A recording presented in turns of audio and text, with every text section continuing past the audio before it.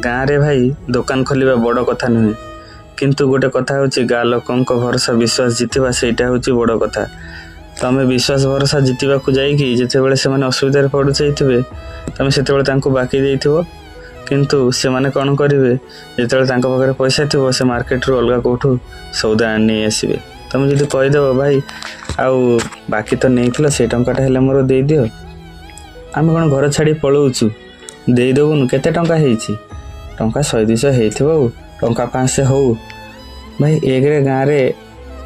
गोटे कथा होची समस्ते जदि यही कथा करिवो जे मोर कौन 1500 हो जाइछि दब कौन टंका 200-300 टंका कौन टंका नुह माने सेटा कौन आम मागणार आणुचु सेटा भी तो आम मार्केट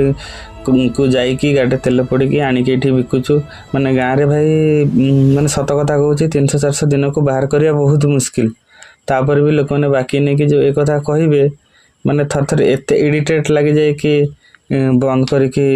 कुआडे बाहर को पड़े जावा किंतु सत कथा कहूँ बाहर रहीकि भाभी गाँव में छोटकाटा दुकान करके किसी गोटा करी बोली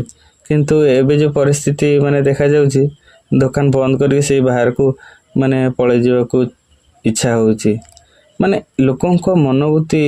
एमिति हो गलानी जे माने तमें कहवा आगु माने तांकर उत्तर रेडी थाए जे केमिति तांको मिछ कथा कहबू आ टंकाटा तांको दबुन